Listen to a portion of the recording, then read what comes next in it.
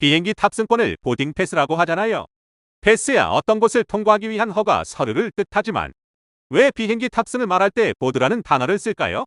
네, 오늘의 어원 사전은 보드입니다. 시작 전에 구독과 좋아요 부탁드립니다. 먼저 여러분이 알고 있는 보드의 대표적인 이미지는 무엇인가요? 거의 대부분이 그렇듯 평평한 판자 같은 모습을 떠올릴 것입니다. 정확한 의미는 톱으로 반듯하게 자른 판인데 어원은 원시 게르만어 버담으로 추측되고 있습니다. 이 말의 의미는 to cut, 무언가를 자르다의 의미인데 고대 영어로 파생되면서 보드가 되었고 이때 평평한 판의 의미를 가지게 되었죠.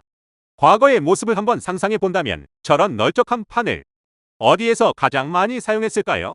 지금도 그렇지만 테이블에서 많이 사용을 하다 보니 중세 초기에 테이블의 가장 큰 목적인 식사의 의미가 생겨났습니다.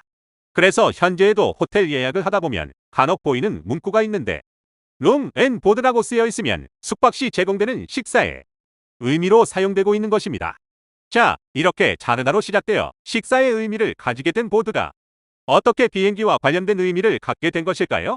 그러려면 다시 고대 영어 시절의 판자, 보드로 돌아가야 합니다. 당시 보드의 또 다른 큰 사용처를 생각해보면 바로 배의 재료인데요. 배가 건조되는 과정을 보면 뼈대를 먼저 만들고 월판을 만들 때 판자를 이어 붙이잖아요. 그래서 판자를 의미하던 보드가 배의 옆면을 구성하는 가장 중요하고 많이 사용되는 재료였고 이 과정에서 배의 옆면이라는 말로도 사용이 되었습니다. 이런 의미가 생겨난 이후 시대가 변하면서 대략 1500년경에 항해와 관련된 용어로 온 보드라는 말이 쓰이기 시작하였는데 당시의 의미는 배 옆 가까이에 붙어 있으므로 사용되던 말이었습니다.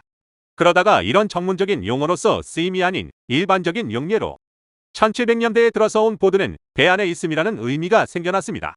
동시에 이때의 보드의 의미는 배의 옆면이 아닌 갑판을 지칭하게 되면서 배 안에 있다는 말은 자연스럽게 탑승하다라며 확장되었습니다. 장거리를 이동하는 교통수단으로 배가 시초격이다 보니 사실 장거리 이동과 관련된 다른 교통수단에서도 항해, 배에서 쓰는 말들을 많이 따오곤 하는데요. 나라와 나라 간을 이동하는 수단이 배에서 비행기로 바뀌면서 탑승하다라는 온보드가 비행기에서도 쓰이게 됩니다.